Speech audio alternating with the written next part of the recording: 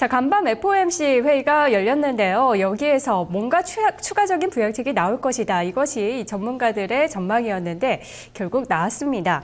보유국채 평균 만기를 연장하기 위한 프로그램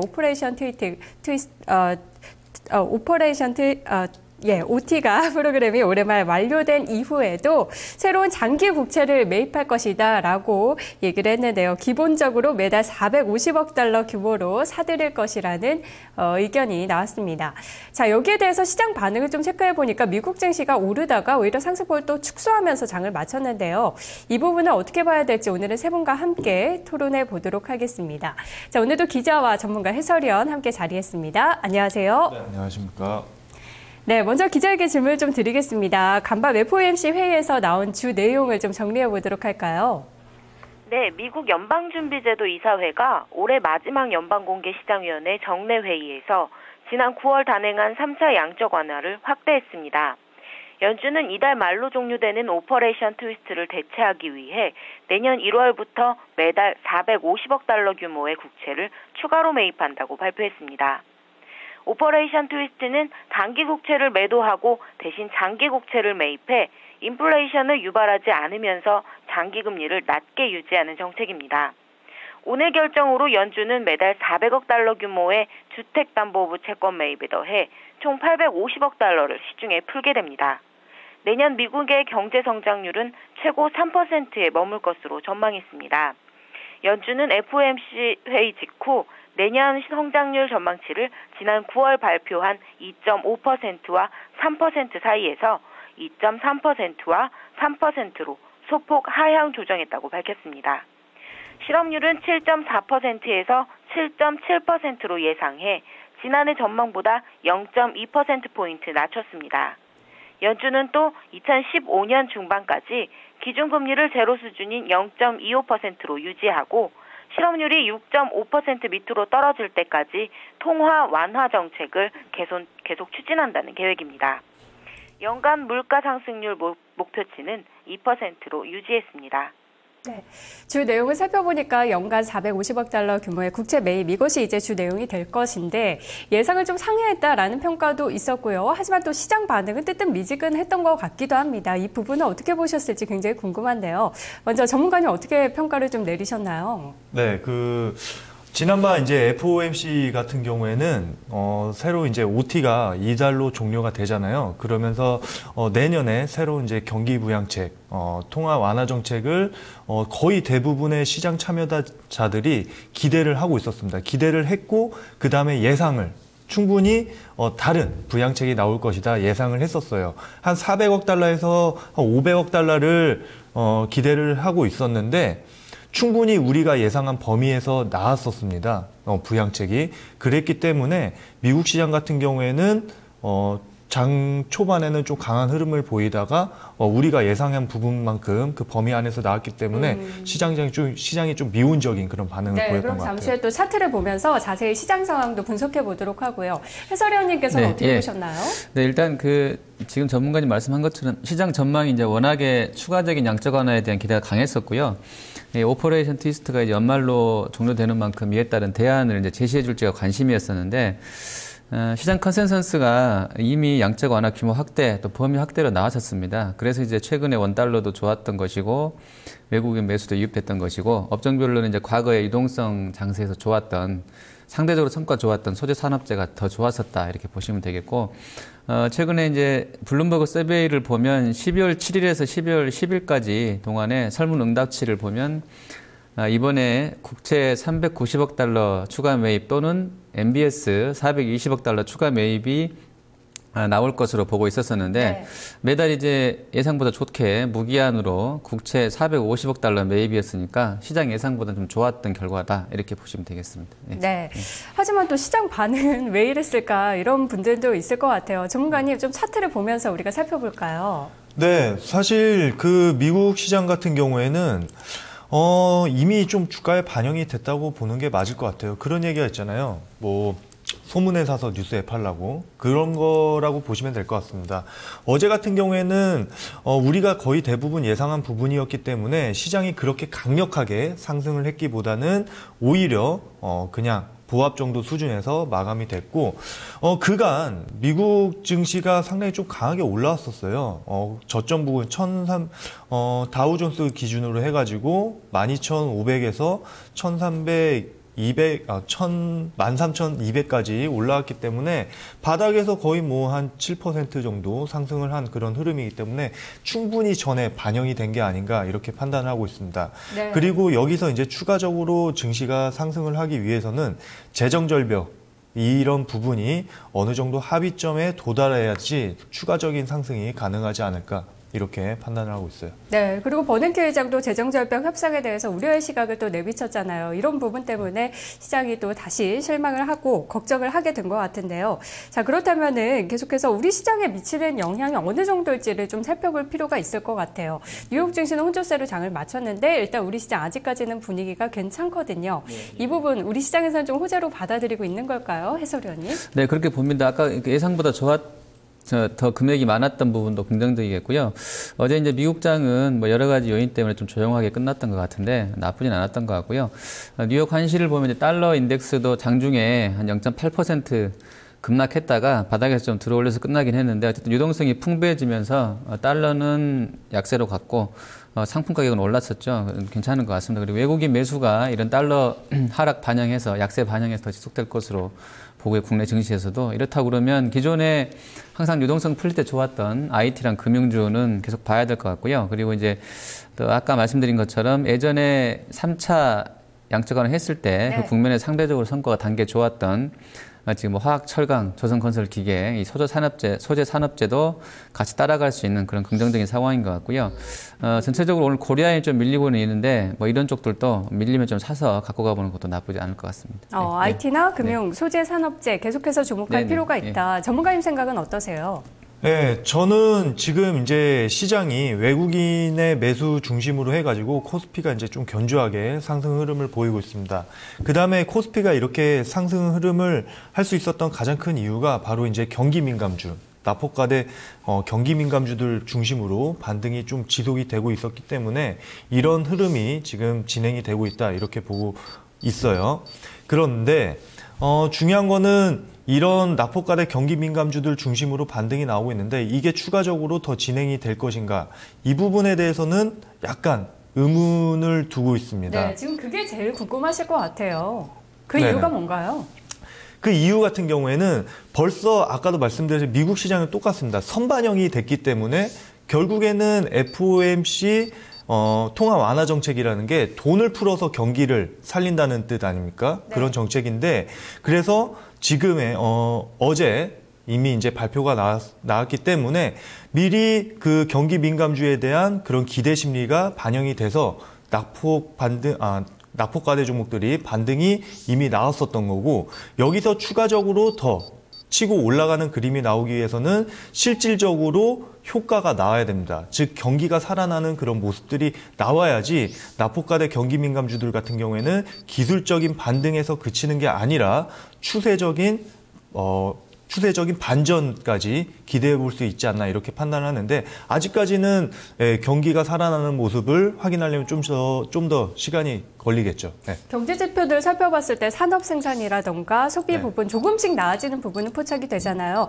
그렇다면은 이번에도 많은 지적이 있었던 것처럼 뭐 실업률이라던가 이런 부분에 큰 변화가 나타나야 된다. 이런 부분을 지적하시는 건가요? 그렇죠. 그 부분 플러스해서 지금 미국 경기 같은 경우에는 조금씩 개선되는 모습이 나오고 있고 중국 같은 경우에도 바닥을 다지고 반등하는 기미가 나오고 있는데 국내는 아직까지는 그렇게 눈에 띌 만한 그런 시그널들이 아직까지는 포착이 되고 있지 않아서 연속성을 좀 보여야 됩니다. 그래서 그런 부분이 나오려면은 최소한 올해를 지나서 내년 상반기 뭐 1분기까지는 그런 흐름들이 지속적으로 좀 연출이 돼야지 기조적인 상승이 계속 나오지 않을까 이렇게 보고 있어요. 네, 이 정책이 시장에 잘 녹아들어서 어느 정도 반응이 나올 때까지 조금 더 시일이 필요할 것이다 이런 부분도 지적해 주셨는데 자 그렇다면은 내년으로 좀 시선을 옮겨보도록 할게요. 내년에 또 새롭게 FOMC 합류할 위원들에 대해서 우리가 좀 미리 파악해 볼 필요가 있을 것 같은데요. 기자에게 좀 질문을 드리도록 하겠습니다. 새롭게 합류하는 위원들의 성향은 또 어떤지 이 부분 좀 짚어주시죠.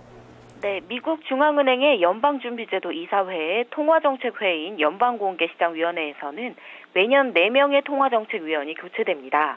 현재 언론에 따르면 올해 FOMC 투표권을 행사했던 샌드라 피아날토 클리브랜드 연준 총재와 데니스 로가트 애틀랜타 연준 총재, 존 윌리엄스 샌프란시스코 연준 총재, 제프리 레커 리치먼드 연준 총재를 대신해 내년에는 찰스 에반스 시카고 연준 총재와 에릭 로젠버그 보스턴 연준 총재, 에스터 조지 캔자스시티 연준 총재, 제임스 블라드 연준 총재가 투표권을 행사하게 됩니다. 이 중 에반스와 로젠버그 총재는 물가 안정보다는 경기 부양을 중시하는 비둘기파로 분류됩니다. 로젠버그 총재는 최근 실업률이 7.25%로 내려갈 때까지 양적 완화를 유지해야 한다고 주장했습니다. 찰스 에반스 총재도 미국이 일본처럼 장기 침체를 겪을 수 있다고 경고하며 실업률이 7%로 하락할 때까지 적극적인 부양 조치가 취해져야 한다고 주장하는 인물입니다. 적극적인 부양론자인 이들이 합류함에 따라 내년 1월에 열리는 새해 첫 FOMC는 미약하나마 좀 더 시장에 친화적일 것으로 보인다는 게 전문가들의 평가입니다. 전반적으로 새로 합류할 FOMC 통화정책위원회 성향을 살펴보면 부양정책에 대한 논란은 다소 커질 수 있겠지만 부진한 경기를 감안할 때 현재 판세가 바뀔 가능성은 거의 없다는 진단도 나옵니다. 로젠버그와 에반스 총재는 FRB가 지속적으로 부양정책을 유지하기 위해 구체적인 실업률 목표치를 정해야 한다는 논의도 주도할 것으로 예상됩니다. 네, 뭐 이번에 만약에 오바마 대통령이 이기지 못했다면은 또 벤 버냉키 연준 총재도 어떻게 될지 몰랐겠지만 이겼습니다. 그래서 2015년까지는 좀 임기가 연장될 것으로 예상이 되고 있고 지금 파악한 것처럼 로젠버그, 에반스 이 총재 2명은 일단 비둘기파로 분류가 되면서 내년에는 조금 더 시장 친화적이지 않을까 하는 이야기들이 나오고 있는데요. 전문가님, 내년 FOMC에서는 조금 더 친화적인 정책을 기대해 볼 수 있을까요? 네, 그런 기대감을 좀 가져도 될 것 같습니다. 그러니까 지금 연준에서는 딱 2가지 지표를 가장 중요하게 생각을 하고 있습니다. 하나는 이제 실업률, 그 다음에 다른 하나는 물가 상승률, 그러니까 인플레이션율. 실업률 같은 경우에는 6.5% 밑으로 내려가지 않는 한, 그 다음에 물가 상승률 같은 경우에는 2.5%. 그 정도가 유지되는 한 지금과 같은 통화 완화 정책은 지속적으로 좀 끌고 갈 가능성이 높다 이렇게 보고 있어요. 그런데 이 정책 발표문을 보니까 실업률을 이렇게 6.5% 이하 될 때까지 하겠다. 네네. 이렇게 구체적으로 명시한 게 처음이라고 하더라고요. 네. 그만큼 강력한 의지를 갖고 있다 이렇게 보면 될까요? 사실 지금처럼 이제 명확하게 구체화를 딱 제시를 한 거는 처음이지만 예전부터도 실업률에 대해서 계속적으로 강조를 했기 때문에 이 부분에 대한 부분은 상당히 좀 중요하게 판단을 하고 있는 것 같습니다. 그래서 결국에는 실업률이 낮아진다는 것은 경기가 살아난다는 거고 그 다음에 GDP 성장률이 더 개선이 된다는 뜻이겠죠. 그렇기 때문에 이렇게 보시면 될 것 같아요. FOMC 같은 경우에는 딱 2015년까지 초저금리를 유지를 할 거고 그 다음에 초저금리를 유지하는 것을 기본 베이스로 깔되 경기 회복이 내년에도 좀 회복이 지연되는 그런 흐름이 나타난다고 하면은 추가적인 통화 정책을 더 사용할 가능성이 높습니다. 그렇게 어떤 보시면 것들이 있을까요? 예를 들면은 지금 국채라든지 그 다음에 모기지담보증권 그런 것들을 계속적으로 매입을 하고 있잖아요. 그런데 새로운 통화 정책보다는 그 규모를 더 추가적으로 더 늘릴 가능성이 높겠죠. 지금 현재로서는 그럴 가능성이 가장 높다고 저는 판단하고 있습니다. 네, 또 반대로 해석해 보면 그만큼 또 경기 회복이 지연되고 어렵다는 얘기로도 또 들릴 수도 있을 것 같은데요. 해설위원님, 내년은 또 어떨 거로 보세요? 네, 일단 그 FOMC 같은 경우는 이제 연준 같은 경우 너무 이제 오랜 기간 동안에 상당히 좀 많은 돈을 들여서 이제 양적 완화를 해 왔었죠. 네. 그래서 이제 출구 전략 시기도 항상 관심사였었고 지금도 그렇고요. 어제도 아마 시장에서 그게 조금 미국 시장에서 반영이 됐던 것 같은데요. 하지만 이제 연준이 또 우려하고 있고 또 목표치를 제시한 것처럼 이 고용과 인플레가 적절하게 잘 통제되는 시한이 그렇게 생각처럼 빨리 올 것 같지는 않습니다. 지금 주택 경기가 조금 회복되고는 있는데 실업률이 워낙에 더 높고 이렇기 때문에 상당 기간 저금리 기조는 유지될 것으로 보는 게 맞는 것 같고요. 누가 바뀌더라도 아마 그럴 것 같습니다. 아까 그 위원들이 바뀐다고 했는데. 예, 그리고 이제 양적 완화는 이렇게 본다 그러면 연준의 당초 기조대로 내년 4분기 이후 뭐 또는 2015년까지는 계속 이어질 것이라는 전망이 많고요. 따라서 이제 이번이 아니더라도 당분간은 추가적인 양적 완화 가능성이 열려 있다고 보는 쪽이 많았었는데 이번에 조금 했었기 때문에 좀 상황은 좀 더 지켜봐야 될 필요는 있는 것 같고요. 어제 나왔던 실업률 목표치 6.5% 달성 시점이 한 2년 정도 걸린다는 가정하에 보면 기존에 나왔던 2015년까지의 초저금리 지속 이 측면과 비슷하기 때문에 종전대로 아마 2015년까지는 그대로 지금의 어떤 그 완화 기조가 유지될 것으로 보는 것이 맞다 이렇게 좀 생각을 합니다. 네, 그리고 FOMC 위원이 바뀐다는 거에 대해서 조금 더 설명을 해드리자면 12명 가운데 뉴욕 연준 총재는 투표를 원래부터 행사를 하고 매년 4명이 돌아가면서 바뀝니다. 투표권을 행사하는 분들이. 그렇기 때문에 그 사람들의 성향에 따라서 또 이것이 어느 쪽으로 정책이 움직일 것인가가 또 결정이 될 텐데요. 자, 그래서 그 부분을 좀 짚어봤습니다. 이제 문제는 재정절벽 협상인 것 같은데 여기에 대해서 얼만큼 진전이 있을지 그게 문제일 것 같습니다. 먼저 차현정 기자 질문 드릴게요. 오바마 미국 대통령이 내놓은 재정적자 감축 수정안 이것에 대해서 공화당이 다시 한번 반발을 하면서 또다시 지연되지 않을까 하는 우려가 있다고 하는데요. 어떤 내용들이 나왔습니까? 네, 버락 오바마 미국 대통령이 내놓은 재정적자 감축을 위한 수정안에 공화당이 반발하면서 진전이 있는 듯 보였던 재정절벽 협상이 다시 난관을 만났습니다. 존 베이너 미국 공화당 하원의장은 현지 시각 12일 기자회견에서 재정절벽 협상과 관련해 공화당과 오바마 대통령이 상당한 의견 차이를 보이고 있다고 말했습니다. 의회 통과가 불가능한 제안이라고 비판하면서 상황이 더 악화되고 있다며 우려의 목소리도 냈습니다. 베이너 의장은 오바마 대통령이 내놓은 수정안인 10년간 1조 4천억 달러의 세수 증대안은 하원을 통과하지 못할 것이라며 공화당은 재정 지출 삭감을 원한다고 강조했습니다. 미국 하원은 전체 의석 435석 중 공화당 의석이 과반을 차지하기 때문에 공화당의 동의가 없으면 오바마 대통령의 수정안은 하원을 통과할 수 없습니다. 에릭 켄터 공화당 하원 원내대표도 이날 기자회견에서 솔직히 우리는 아직 재정절벽을 해결할 만한 어떤 계획도 마련하지 못했다면서도 협상 타결을 위해 계속 작업할 것이라며 협상 마감 시한인 올해 말까지는 합의를 이끌어내겠다는 의지를 재확인했습니다. 전날 오바마 행정부는 향후 10년간 1조 4천억 달러의 세수 증대를 공화당에 제안했습니다. 이는 처음 제안했던 1조 6천억 달러에 비해 세수 증대분이 2천억 달러 줄어든 규모입니다. 한편 이날 연준은 재정절벽 위기가 미국 경제에 미치는 영향이 상당할 것으로 내다봤습니다. 벤 버냉키 연준 의장은 FOMC 이후 가진 기자회견에서 연준이 자산 매입 규모를 확대하더라도 재정절벽의 타격을 막기에는 역부족이라면서 연준이 가진 도구들과 정책 제한을 감안하면 재정절벽은 너무 큰 사안이라고 지적했습니다. 버냉키는 그나마 회복 기미를 보이는 경제를 탈선시키지 말고 정치권이 모여서 장기 재정 안정성을 확보할 방안에 곧장 합의하는 일이 매우 중요하다면서 의회를 촉구했습니다. 버냉키 의장은 재정절벽이 이미 경제에 영향을 주고 있다며 재정절벽 우려에 따른 불확실성과 비관적 전망 때문에 기업의 투자와 고용 결정이 악영향을 받고 있다고 설명했습니다. 최근 소비심리지수가 떨어진 것도 이 때문이라는 설명입니다. 그는 정치권이 합의를 성사시키지 못한다면 세금 인상과 정부 지출 감축이 가져올 경제 충격을 다룰 연준의 정책 수단도 거의 없다고 경고했습니다. 네, 아직까지는 갈 길이 멀어 보입니다. 그렇다면 이번 FOMC 회의 결과가 재정절벽에 미치는 영향이 있는 건지 아니면 상관이 없는지 이런 부분 짚어볼 필요 있을 것 같은데 전문가님 어떻게 보세요?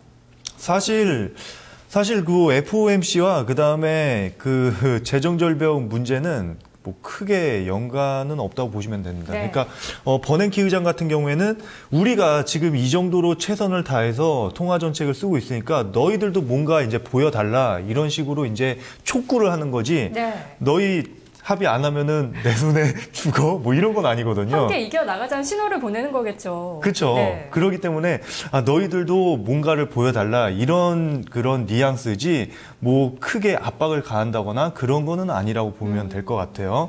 그래서 사실 저 같은 경우에는 결국에는 타결이 된다고 봅니다. 왜냐하면은 이게 만약에 재정 절벽이 현실화가 된다고 하면은 미국에 미치는 타격이 엄청납니다. GDP로 봤을 때 전체 GDP 규모의 한 5% 정도는 충격이 충분히 갈 수 있는 그런 부분이기 때문에 이게 재정 절벽이 현실화가 된다고 하면은 경제에 상당히 타격을 간다는 것을 누구도 버락 오바마 대통령도 잘 알고 있고 그다음에 공화당 의원들도 너무나 잘 알고 있기 때문에 결국에는 서로 절충을 해가지고 타협안을 찾을 거다 이렇게 보고 있어요. 그래서 시장도 좀 그런 쪽으로 이제 포커스를 맞춰서 보고 있는 것 같아요. 지금은 난항을 겪고 있지만 결국에는 합의가 된다. 뭐 이런 식으로 보면 될 것 같아요. 네, 허 의원님 어떻게 보면 될까요?